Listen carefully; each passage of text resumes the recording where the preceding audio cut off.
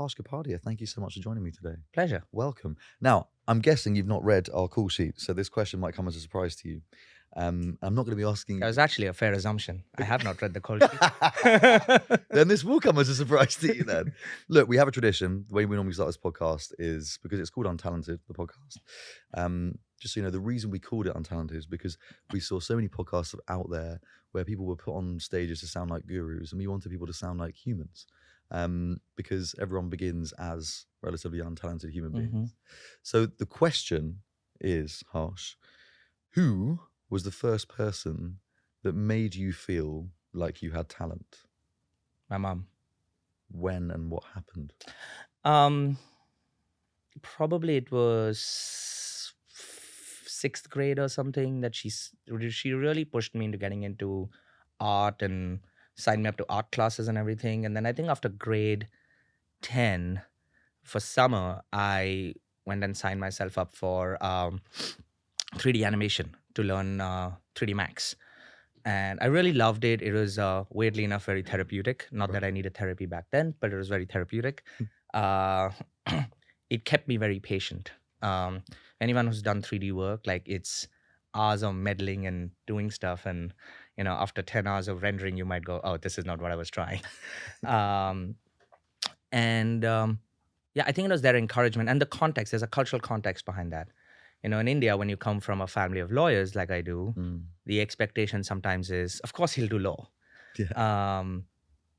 But credit to my mom and dad, they never pushed me into doing it. Wow. Even though occasionally, I think my dad said, "Why don't you just go give this law exam? Like, you don't have to go study for it. Just go give the exam." Come on, you might like it. Yeah. And he always tried to convince me law is a creative field. And I always laughed the same way. But, now having worked in America, I go, yeah, law is a creative field. You can be a creative lawyer. Just watch Suits and that'll be enough. Right. Right. And I think some of that rub-off influence allows me to talk to some of the lawyers when, when they say, "Oh, you can't take this work to market." Yeah. So, okay, because it's going to be so hard to cover your career because you've lived on 4 different continents. You've worked in Australia, you've worked in London, you worked obviously in India, and now you're here in New York. Can I guess, get an understanding as to how you accessed the industry right at the beginning? So 3D rendering, 10 years old, understanding that, but who told you that there was this thing called advertising, or there was this thing called the creative industry? You can go and make money there. How did you go from, I guess, knowing about 3D and then suddenly becoming employed as a advertising creative? So it's actually it's a weird way I got in to advertising. So I did this animation course, right, in year 10. And then I was like, I really like this. And back then I was like, could I get a job in animation? And, back then I think a lot of people looked for animation towards the US. It's come a long way since. You have a lot of animation houses now opening up in India. And I mean, I think it was also career exposure, right? I probably didn't know more. Back then, came from a family of lawyers who didn't necessarily know where you used to get started if you want to do animation. But when I got to college, in addition to my Bachelor's of Commerce and Economics, I did an advanced diploma in advertising. And part of that was getting an internship. And my first internship happened at JWT. I somehow managed to convince them to let me intern in the creative department, even though I didn't really have a book. I didn't go to formal creative school. But I was very, very lucky that I had an ECD by the name Anirudh Biswas. And he really mentored me and pushed me. And, they did some odd things which actually benefited me so much, where he was like, just focus on the ideas.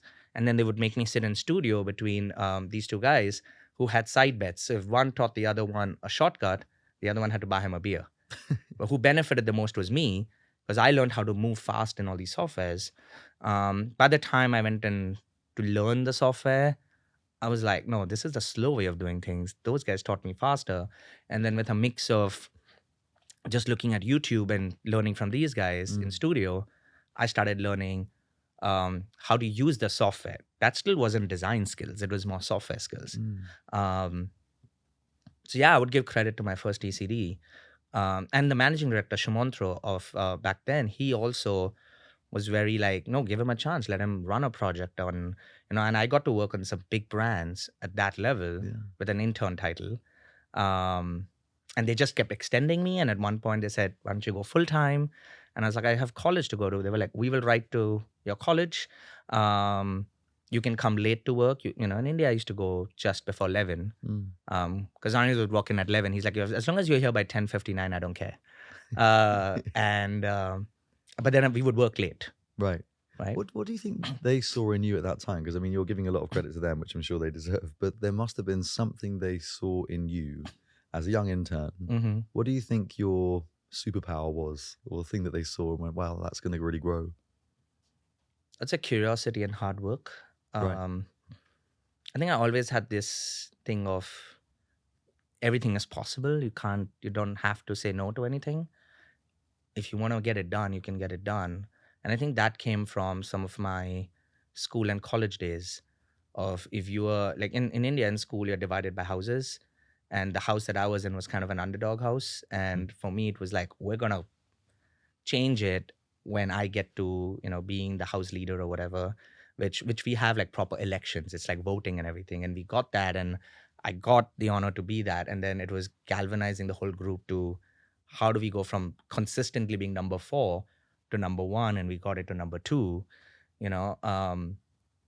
so there was that. It started getting baked in. And then there was always this thing I had in my head. Like, my parents are well-established lawyers in Mumbai. And I was like, I just want to be myself. I don't want to always be like, oh, that's his kid. That's their kid. Right. I'd rather them know for them being my parents, Yeah.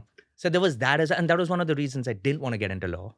Right. So you could almost do better than them on the... It was less about better than them. It was more about not always being in their shadows. Right. Right. And also all those textbooks were too intimidating for me. I was like, I mean, I had to do law as part of my bachelor's thing. And right.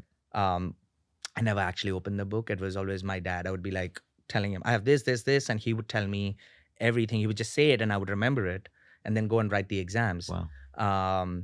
But he would give me more information than there was in the textbook. So, real information. So he made me sound smarter than what I should have been at that level. But because he wasn't opening the textbook. He would just go, okay, this is this. So it was more of, for me, it was more understanding it and then writing it versus cramming the textbook up and then just writing it, you know?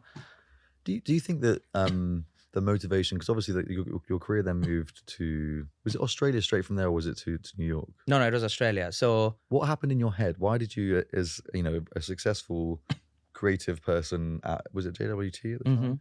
In Mumbai, probably one of the best agencies at that time. What was going on in your mind to go, I need to be out of here, I need to be going to the... So during that time when I worked, I saw a lot of the art directors came from JJ School of Arts, right? And in my head, I went, they probably all have the same school of learning.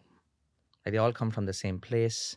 They all have the same mindset. And I was like, but the writers didn't. The writers came from different places, right? And back then, you didn't have the Miami art schools of that in India.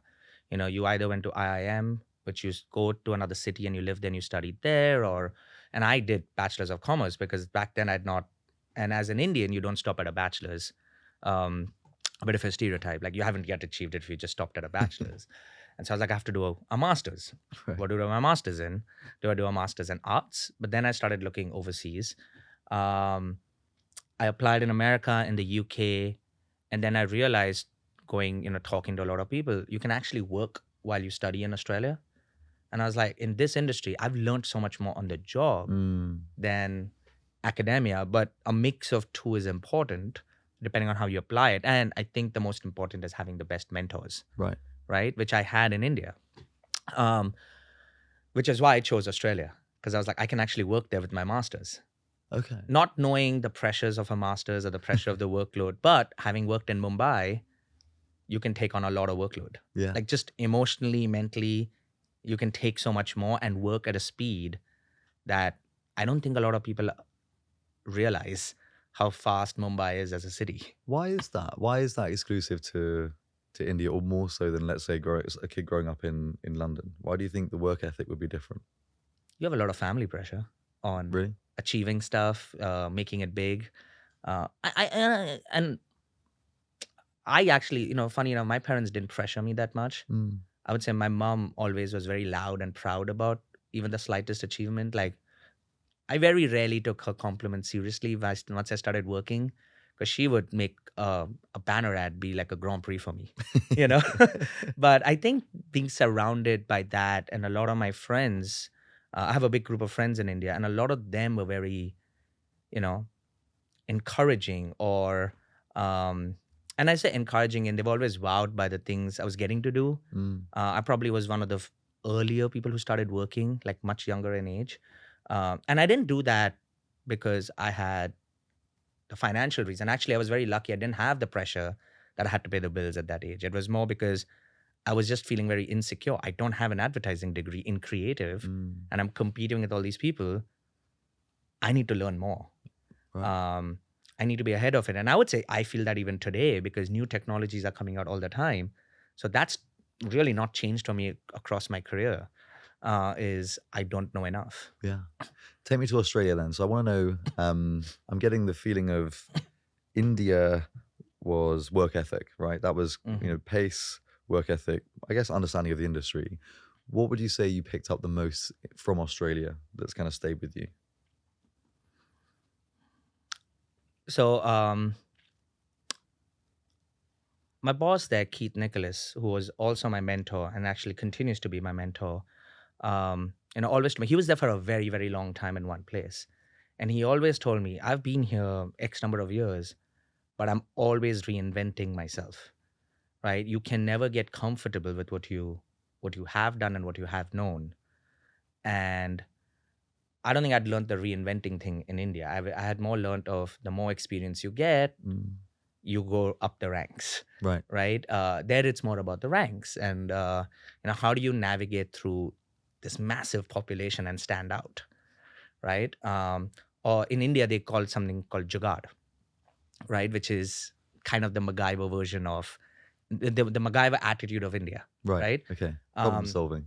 Right. It's problem solving. You'll always have a limitation. And that's what I learned. Having guardrails and limitation is actually great for creativity.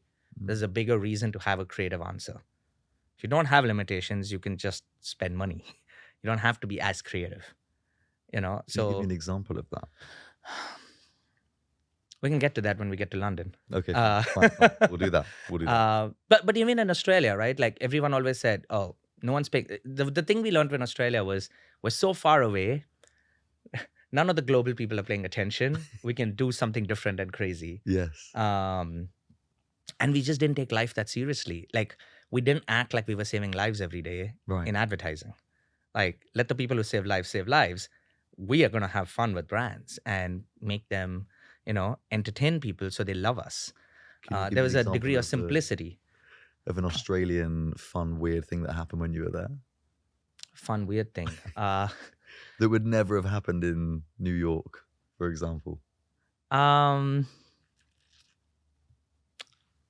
don't think. There's so many instances. I'm trying to think what is the weirdest thing that happened. I mean, I would say we just spoke less to lawyers. Right. Good answer. And not because the creatives are kept away from the lawyers. It was more just, it's a very different culture. Yeah, there's less fear, and I would say even the market size isn't as big as some of the other countries. So, the ability to take risks or the confidence to take risks were very different. Right. You could actually take the risk and not be thinking, is it okay to take the risk? And I guess that's what I learned there the most was, speak your mind, take your chances. Yeah. Because you're getting paid for your opinion. Yeah. And at that point, I often compared it to, when my family as lawyers go and give someone advice, people listen. When doctors give advice, you listen. You don't go to a doctor and if they say your knee is broken, you tell them, actually, but I would like a heart surgery. Like we just don't do that. And that's the type of creative culture I want to make is how do we become the best partners to our clients and brands and actually tell them what they need versus what they might want. And I think it's a partnership. I don't think it's a one versus the other. It's a partnership that creatives need to have with their clients, in addition to, the account team as well. I don't think it's the problem of one discipline or the other. It's one of the biggest things that came up in our workshop. We did a thing called Nobody Wants to Work For You, which is essentially we got together strategists, creatives, MDs, leaders to talk about why we're losing some of the best talent in the industry. One big thing is physicality, like there not being a purpose to return back to the office and all that kind of stuff. But the second thing was the conditions of the relationships that agencies have with their clients. And where a lot of the best relationships were almost like you felt like you were part of the client because you were so in tune with their problems. The problems started occurring when the clients or the agencies would come to the table with half-baked ideas that they were just hoping for anyone to buy, rather than, what's your business problem? And is this appropriate for that business problem? So it's interesting hearing you say that, because I think that's one of the biggest reasons why people are leaving agencies, because of the relationships that they have with their clients. And often everyone loves to be creative. It's the funnest part of the job. Like I'll tell you, there's only 2 of us who are probably in the creative field from all my friends in Mumbai, for example. And here it's actually me and my wife and another friend. The rest are all finance people. Right. So they always like, oh, you went on a shoot. For us, no, I'm standing there from 5 a.m. It's a shoot, like it's work. Yeah. But them, in their head, they're going, oh, this is a glamorous job, which, I'm totally fine for them thinking that. But if you think about it, it's very easy to talk about what we do for a living. It's actually more than easy. It's entertaining. It's exciting when we talk about our jobs. I couldn't see someone talking to me about, Excel sheets and stock markets for more than half an hour, And I think I think that's where like the differences come in, is because we don't have to have formal degrees. Does that make it less of a valid opinion? Like creativity comes from a lot of gut and observation of culture. And that's why curiosity becomes the most important thing. Like I think if you lose your curiosity, you can't be a great creative, right? Because there are times when we work with brands where nothing has changed, right? Their product hasn't changed, their service, it's probably, constantly updating itself, but it's not changed. But what's changing around it is the culture. And when you can meld culture into something, you might have something new to say, even though the product or the service may not have something brand new to say. It's the mix of those two things, right? So I think curiosity is important. And I think that's where what I've picked up over time between India, Australia, it's funny when you say, what's that one thing? I was like, I don't know what that one thing is.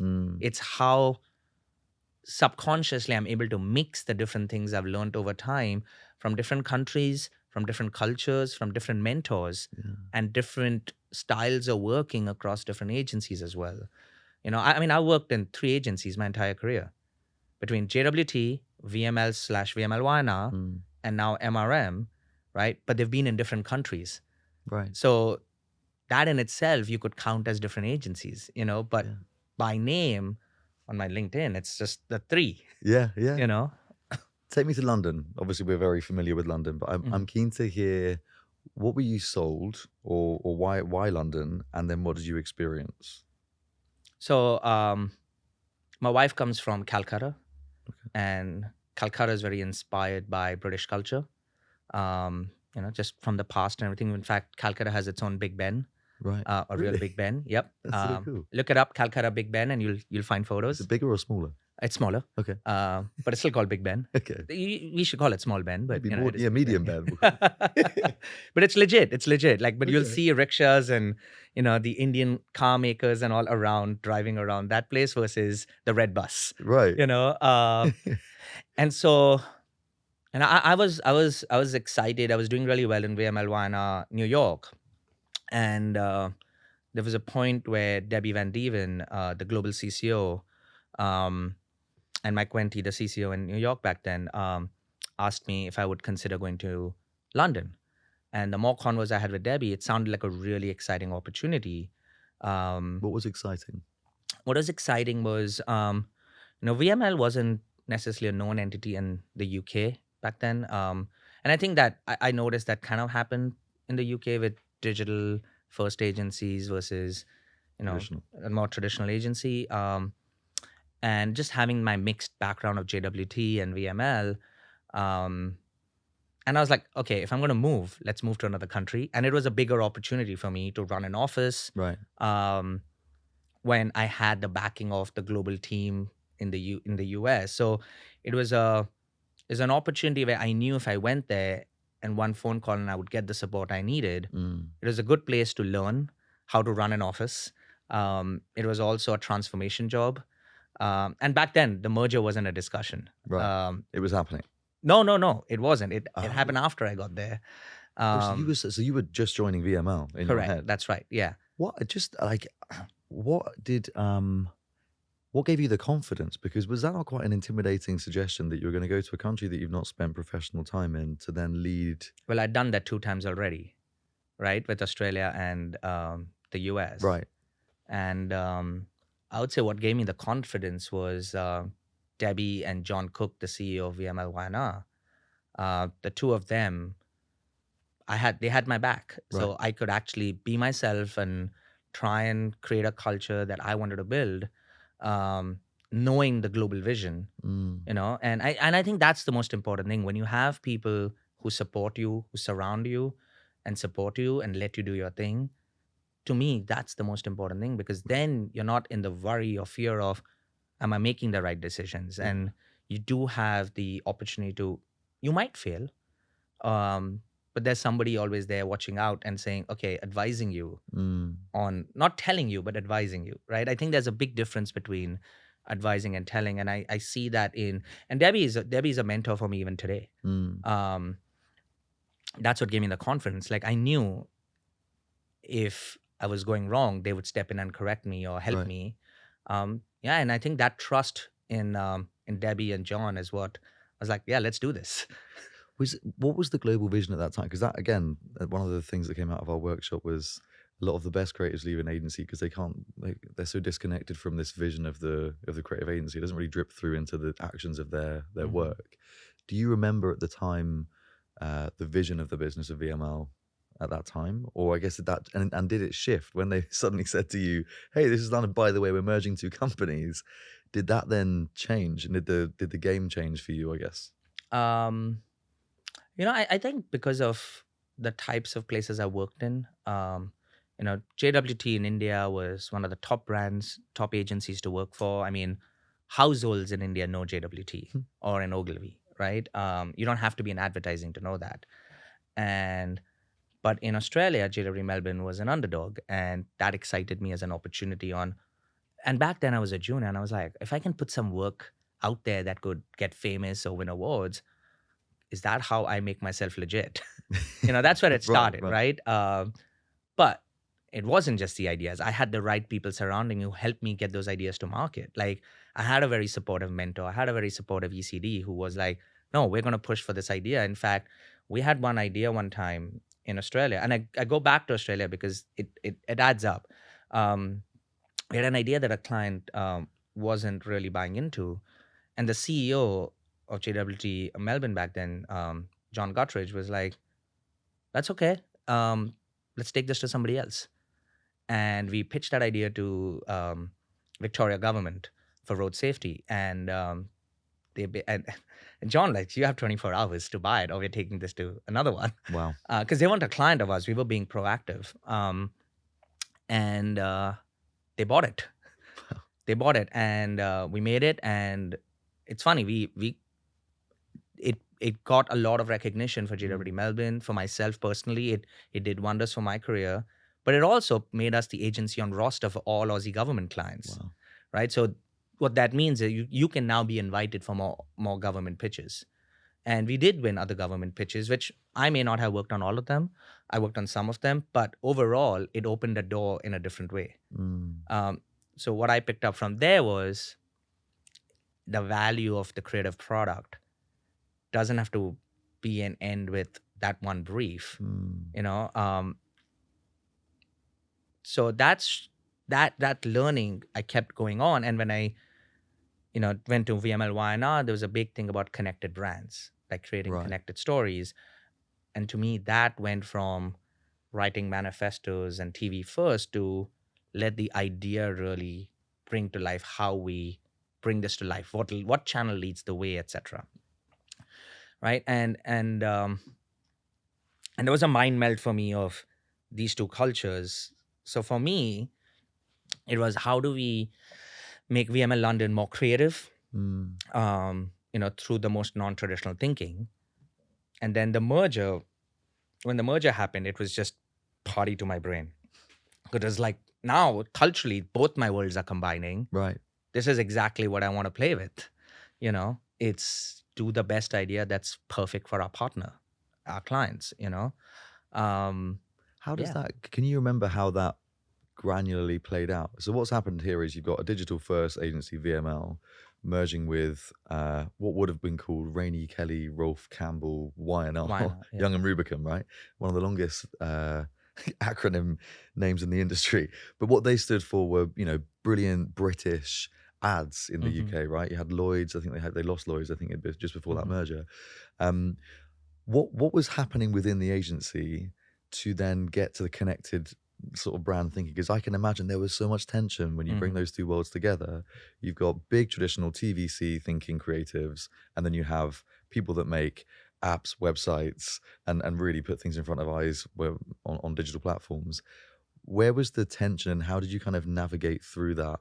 So the interesting thing with VML at the time was it wasn't just apps, websites, right? And Right. that's where it was digital thinking, right? So we actually even had global brands like Bailey's doing digital first ideas with us, right? So it wasn't a merger of technology and creativity. It was a merger of modern channel thinking and big brand thinking coming together, but both were in the service of brands, right? So it wasn't as polarizing a culture. It was more of I would say in the UK culture, it was more, can a digital first agency lead the way? Because we've never seen that before. Right. Right. It was a bit more of that. And, you get into a situation there where you have to kind of educate both sides, but also find unicorns that start building that unified culture in between and not let perceptions divide the agencies. And I think one of the things we did well back then, even the CEO there was very quick. Moving fast was really important. If you let the logistics of a merger fester, it can take, like, it distracts everybody. But if you just go announce it overnight, at least start behaving like we're one, just keep doing the thing we're doing, keep servicing our clients, and use this as an opportunity or an advantage. The back end stuff of the logistics, the operations, the finances, don't get distracted by that. That's someone else's problem. They're figuring it out. Right.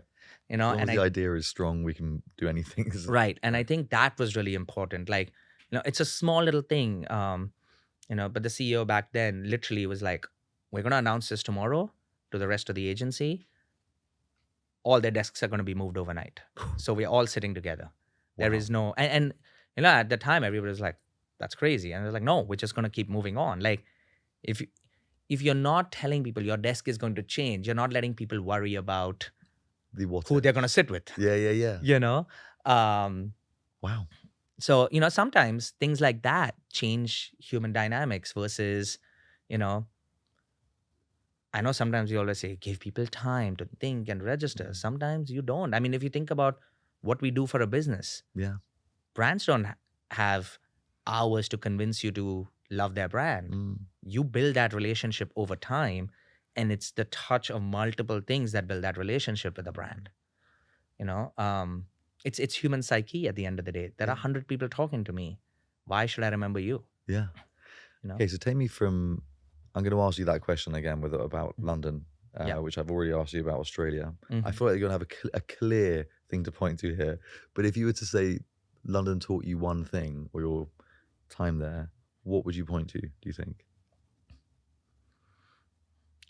I always thought when I left India, how I could apply a lot of my Indian roots in an overseas market. And, I actually, no, when I first left India, I was like, I'm going to learn stuff from other countries and come back. At the time, it was only Australia. I promised my friends and families I'll be back in 2 years. Not happened. You are sitting in New York as we speak right now. But I've changed countries in between. Right. I just haven't gone back. And at the time it was more, I want to absorb and learn from other cultures and come back and apply that to India. Right. And then when I went to Australia, I was like, I want to now apply who I am and what I've learned and grown up with, and a culture that sometimes you take for granted when you're in your own country. Mm. How do I do that here? Because this might be completely different. Um, and I noticed that in the UK, I remember there was a very British brief, and I was hell bent on building a pretty diverse team, and we had people from different backgrounds, different cultures. And it was I will be honest, it wasn't a diversity play. It was a selfish play of I wanted different minds approaching things very differently. um, and this very it was a good tension. So we had a lot of European clients who would always say, well, you're actually pushing us and not trying to push a certain culture onto us. You're actually thinking about Europe at large. And then there were brands we had which were very UK focused.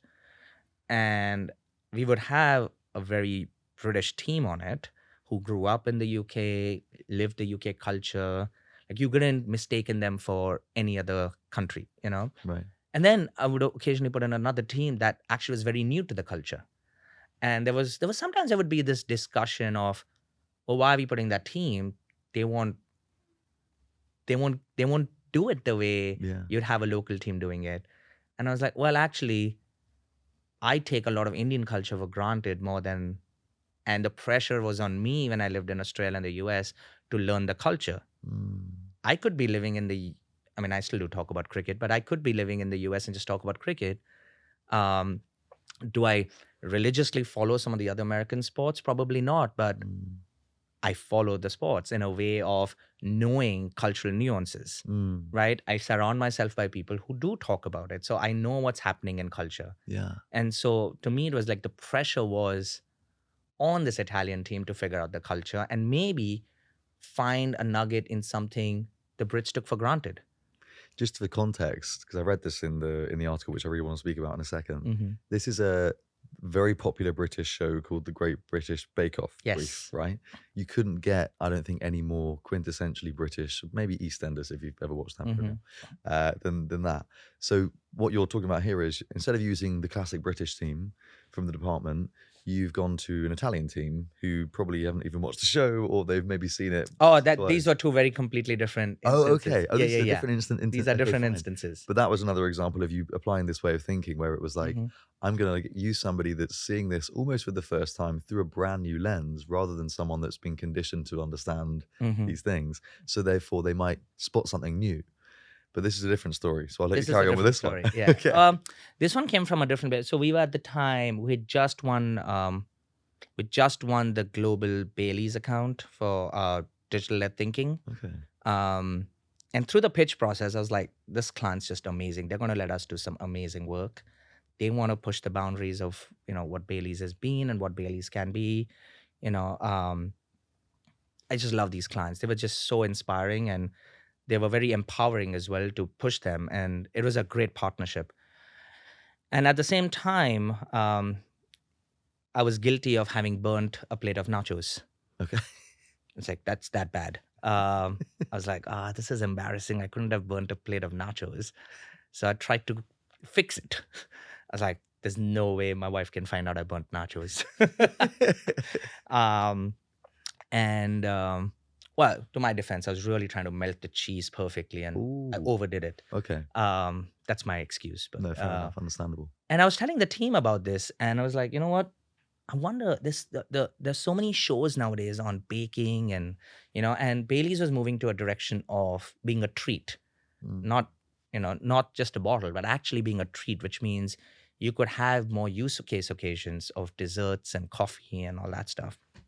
And with all these baking shows, a lot more people are having a crack at baking and at dessert making, and people are suddenly going to the kitchen beyond utility, right? And I think I was telling the team the story, and at the time we came up with the idea of Bailey's Unfail. And Bailey's Unfail was the idea where if you mess up a dessert when you made this, using search, when you start searching how to fix it, we will actually give you a recipe where one of the ingredients is the mess up. Okay. Right? So if you had a runny meringue, we would have recipes that had an ingredient called runny meringue. So when you searched, how do I fix my runny meringue? This recipe showed up and it had Bailey's in it as well.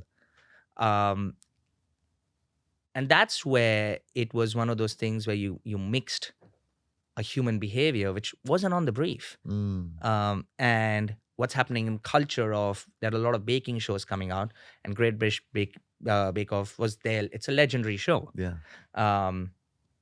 So once we had this idea, the client absolutely loved it. We did some search analysis and showed what are the top 10 fuck ups that people had in different regions and everything. And then we worked with a pastry chef to actually reverse engineer recipes with those ingredients. Wow. Right? And Bailey's obviously had to be part of it. And of course, we got into a legal debate on that because alcohol can't actually make anything better in any legal claims. And one of the things is, no, it's actually the other ingredients. Bailey's just happens to be one of the ingredients. This is the lawyer in you now coming out. Right, exactly. I'm seeing how this coming all out. those chats I heard over dinner as a kid kind of sometimes help, you know. And so we convinced the lawyers on that, but they said, but you can't say Bailey's unfail because Bailey's can't unfail anything legally, right? Jesus. So we said, okay, what about, so the team that worked on it at the time came up with Bailey's unfudged. And the lawyers were like, that's great, that's cool. I was like, oh, unfudged is okay, unfailed is not okay, let's do it. And I was like, at the time, I was like, I give credit to the lawyers because I think unfudged was a much better name. Yeah. And then we were like, how do we really launch this? Because the media budget we had on it wasn't going to force a launch out. We had to be very strategic on how do we make some waves here. And Great British Bake Off, as usual, is happening. They happen to have a vegan episode coming around the time we wanted to launch. And so we said, we're going to launch 1 hour after the vegan episode. And everyone's like, but we don't know what mess up's going to happen in the show. And I remember I told somebody then, well, think like an Indian. And I just loosely said it. I didn't even think too much about it. What did you mean? Well, if you guys don't figure it out, somebody else will. There are enough people waiting out there. Have you seen the population of India? There's enough people waiting out there. And someone wants that opportunity to make it happen, right? And someone's like, what does that even mean? So I was like, go ask the other Indian standing there. And Ishan, he was the account guy back then. And he's pretty much said that answer as well. And the next time it happened, I said, well, think like a Brazilian. And the answer was, if you work with Brazilian creatives, they always have a friend back in Brazil who can figure it out, right? Like they're always tapped into their roots, the network on their roots, right? And, you think like an Italian. What does that mean? And, I was talking to somebody about it, a friend of mine about it when I came back to New York. And they were like, that in itself is a philosophy. Yeah. Like we should do something with that. And she encouraged me to, let's put a piece around it. That's how it came about. That is a lovely segue into I guess the article that I was referring to, right? As soon as I read the title, I was like, this sounds really interesting, which was, you call it a cultural, not cultural, MacGyverism, right? Cultural MacGyverism. Cultural MacGyverism. Can you explain, I want to know what led you to wanting to write that article, but also could you explain what you mean by cultural MacGyverism? So, to be very candid and honest, the piece started off as think like an Indian, an Australian, an American, or a Brit. And, I was talking about this for more than a year. I was just talking about it. And, my comms team was like, can you pen this down? I was like, it's easier for me to talk about it. And I just kept talking about it. But the more I talked about it, I started organizing the madness in my brain into some simple principles and stuff. And, I was introduced to MacGyver, the show, back in Australia by another art director friend of mine. And he always won, but he never had the resources James Bond had. Right. Right. And if you look at what we sometimes in the agency world, when we are talking to clients, they have their own limitations or challenges. They may not have the right budget. They may not have the right claims. They may not have, but we need to help them do their jobs and get the brands out there, stand out. And it was a little bit of a if I go back and put into entertainment, it is a little bit of a MacGyver-esque feeling. Like if we think like MacGyvers and not like James Bond, you can still get out of difficult situations. You don't need to, have the most expensive cars and the most swanky gadgets. If you look at the two, they both get out of trouble every time, Right. but one blows the budget, the other one blows your mind, right? And that's how I see. So that thing to me was if I have someone with this cultural upbringing or background and a way of thinking, and I have someone else here, if I bring them together, will they do something completely different? Right. And so to me, people who can bring these people together are like MacGyvers. Right. I think as an industry or as a world, we talk a lot about diversity and hiring diversity. I think the most important thing is how do you actually set up this notion of diversity for success? Because it's not an HR thing. It is actually how you use different minds together and do something different. But sometimes you can't just say it'll happen on its own. You need intentional MacGyvers who will allow that to happen or will encourage that to happen or want that to happen and allow yourself to then deconstruct how we got to this because of the different thinking. I think what I guess the color of your career is that you've been able to do that in everywhere you've been. Mm-hmm. I want to own the problem or fall in love with the problem, as our friends at Hyper Island would say. What goes wrong, and where do people go wrong when they try to MacGyver a cultural diverse department? Mm-hmm. What goes wrong? Maybe sometimes we're moving so fast, we don't have patience to deconstruct. Or if you're not, like I've been fortunate enough to have worked in 4 different corners of the world, and I haven't covered the rest of the world. There's still so much more, right? But when you can do that, sometimes the more you do it, your brain just automatically, subconsciously starts connecting. Or when I used to live in the UK, this used to happen. Or like right now, I'll tell you, my head of design and experience, Ronnie, she is from Taiwan. She's grown up in Taiwan, and she comes from a very, even career-wise, a mixed background. And then on the other hand, I have Sinead, who's come from Australia. I have, Jesse, who's, grown and brought up in America, but has lived in different parts of America. Sasha comes from Germany and Brazil. If I combine, and these are just my ECDs. Vish comes from the UK. He's our head of innovation and production. Lived in the US, has Indian roots. So like even his brain works very differently, right? And then it goes even lower than that. Like the next levels under them, there's been quite the mix. And some of it is strategic on how do we bring this different type of thinking together. Now, hiring people from different nationalities is not a new thing in the agency world. We do that all the time.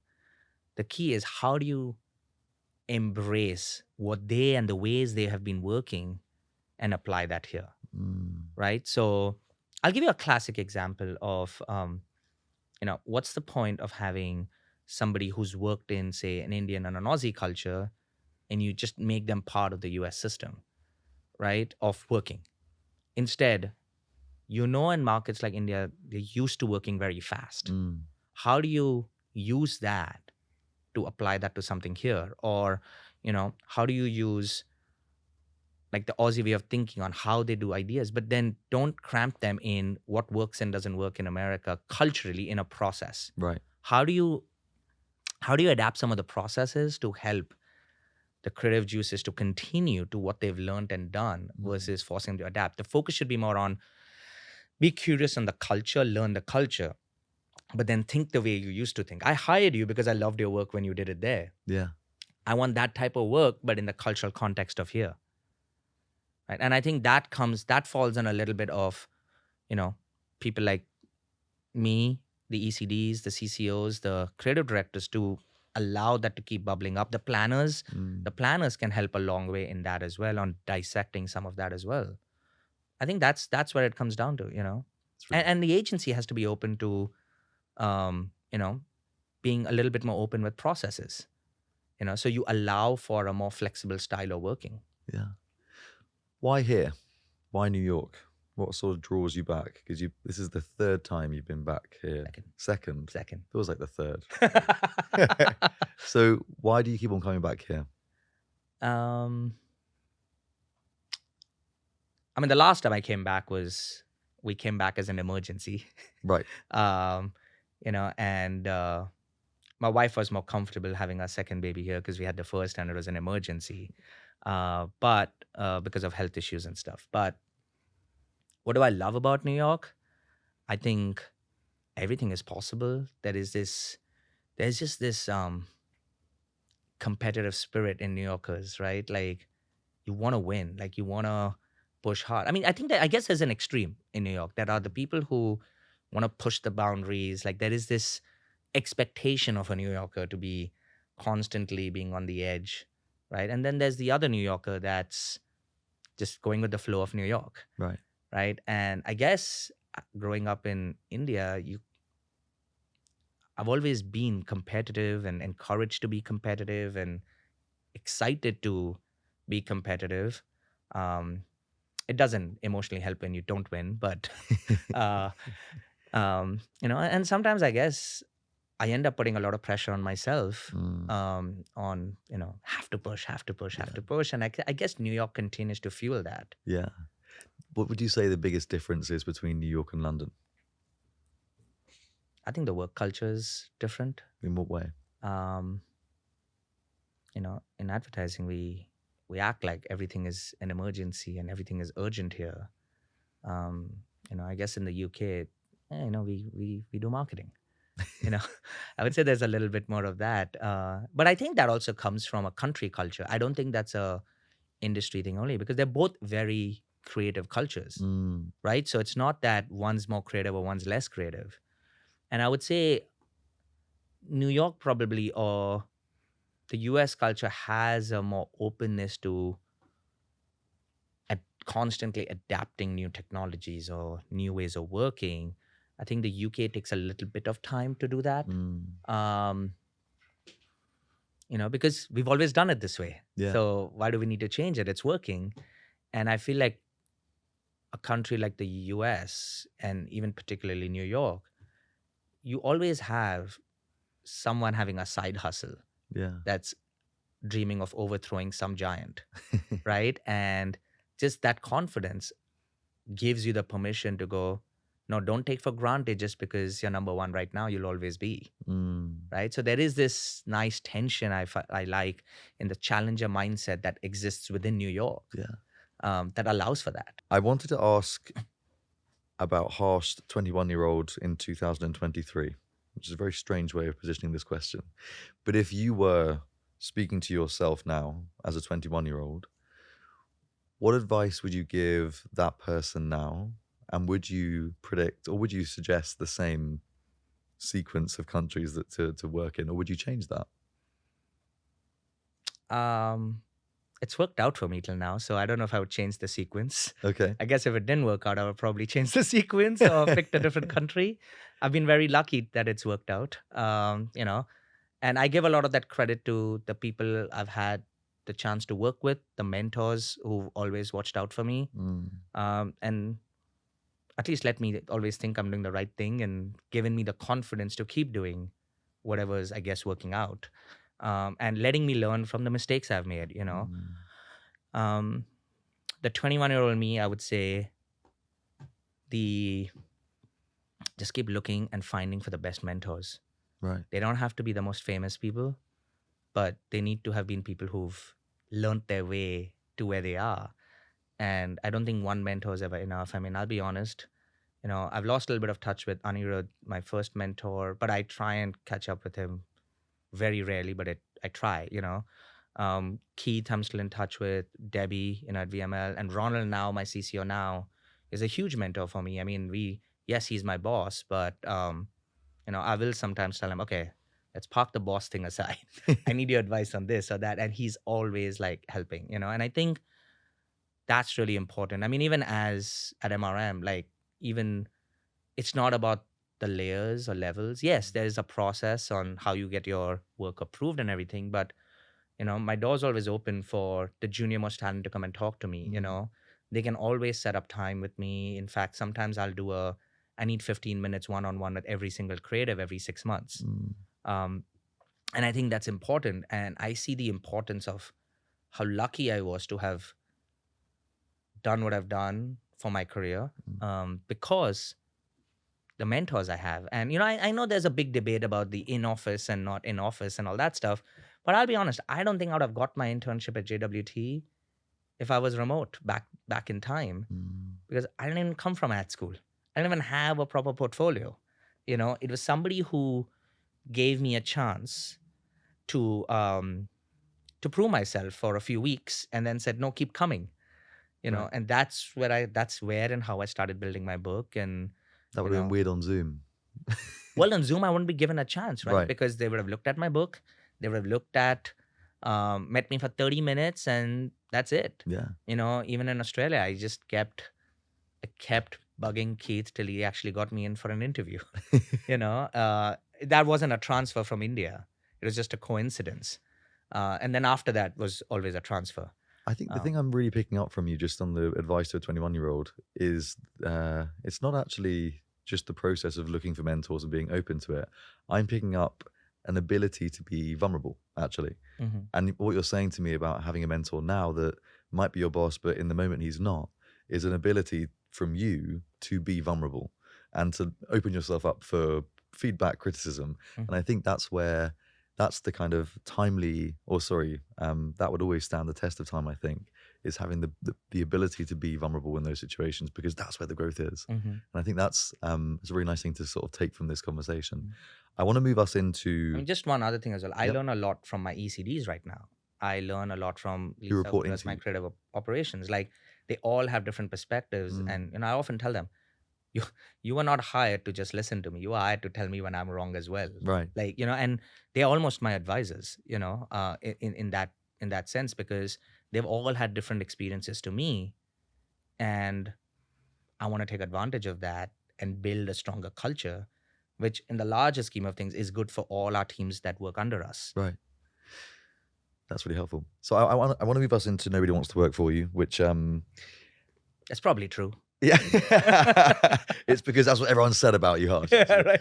No, look, it's the concept, but the idea behind Nobody Wants to Work For You was, and maybe it's a pre-pandemic thing and a post-pandemic thing, but we've seen a huge, loss of some of the best creative brains. We're as an industry, call it advertising, design, branding, creative industry as a whole, we're seeing some of the best talent, not just not entering from a junior level, but leaving at a really good mid to senior level as well.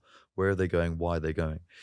We've got a few of our own concepts, and we've spoken about everything from the industry not being what it was in terms of a physical space where you could collaborate and build things together. But I wanted to ask you, if you were being really honest, why and which reason you would point to we might be losing some of our best people.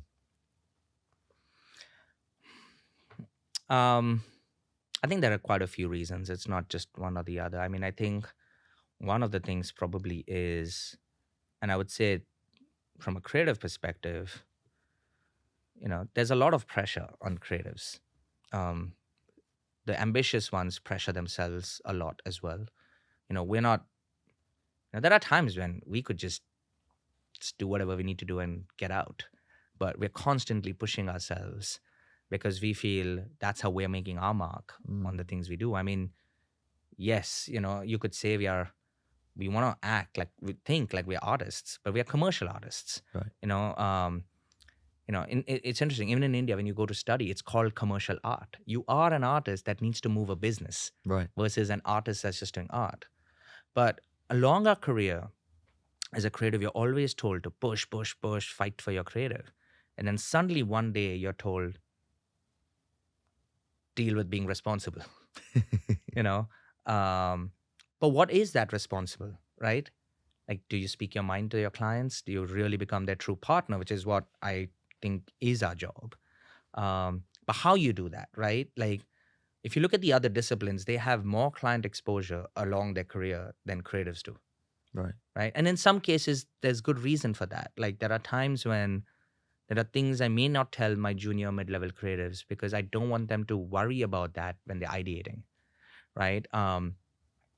Sometimes you might see creative being evaluated in a way that, I always say creatives need a lot of emotional support, right? Because, and a lot of non-creatives ask me why do you always talk about creatives need therapy? Like even I get feedback in a meeting.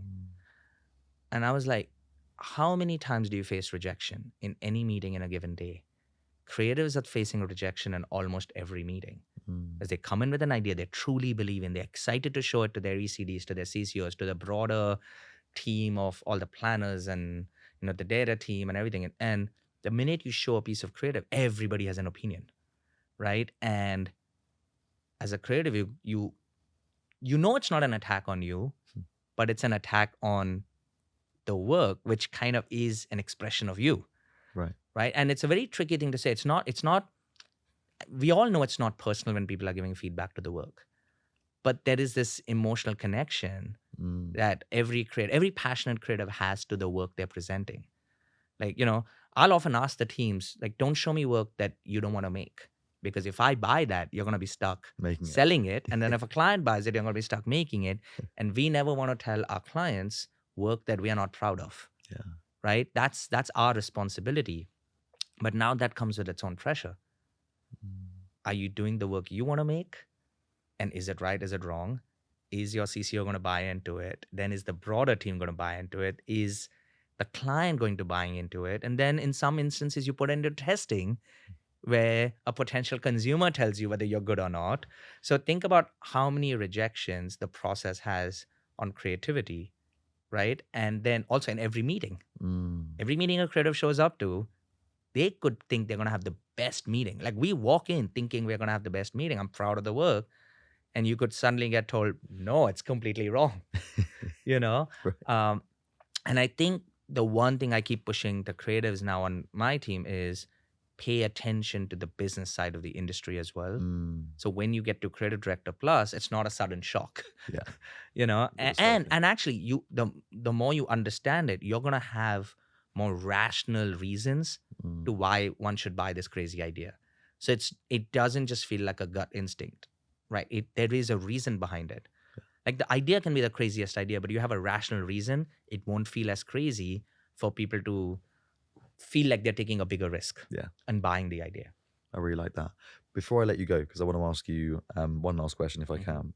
And I feel like your brain might have formed a thing, even though you didn't read the call sheet, which, we're not angry or upset about. I want to ask you about the stinky fish, because this is a tradition and I think we should do this. Stinky fish is what one thing either really frustrates you and you want to remove from this industry or needs to change. Harsh. Trying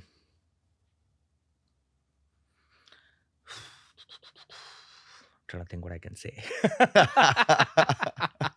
Well, I'm going to flip it back to you and say, don't think what you can't say. Think what you can say. I know. No, I think it's really important.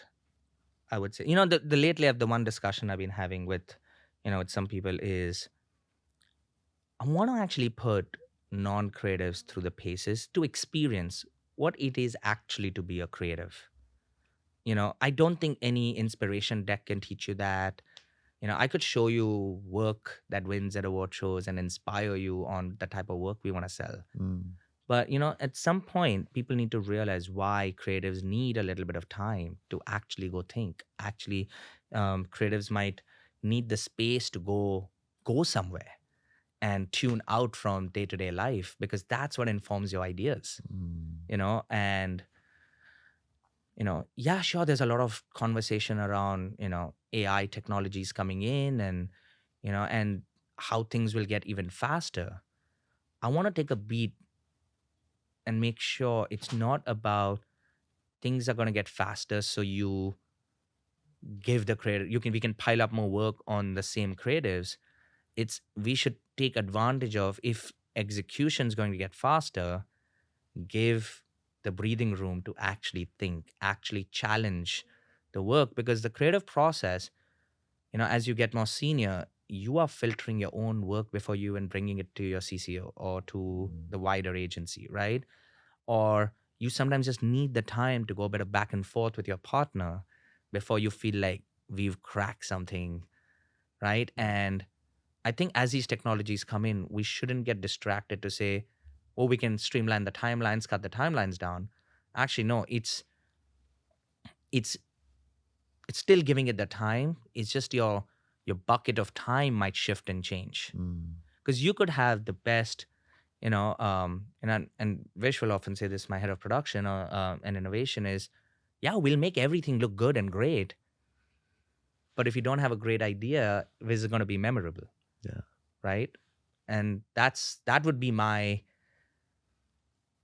I could see my pet peeve coming up of, as these technologies get more ingrained into all our organizations, the discussion of how much time is there is going to come up. Appreciate that. Harsh, I want to say thank you for joining me this morning. I mean, Thank you. you are the epitome of everything unknown stands for in terms of leaning into the unknown, right? Going to places that you've never been before. And I love how you've been so eloquent in putting the importance of diversity, not from a HR perspective, but from a quality and an output and even an enjoyment perspective. So well done. Keep on doing what you're doing. And thank you so much. Thank you.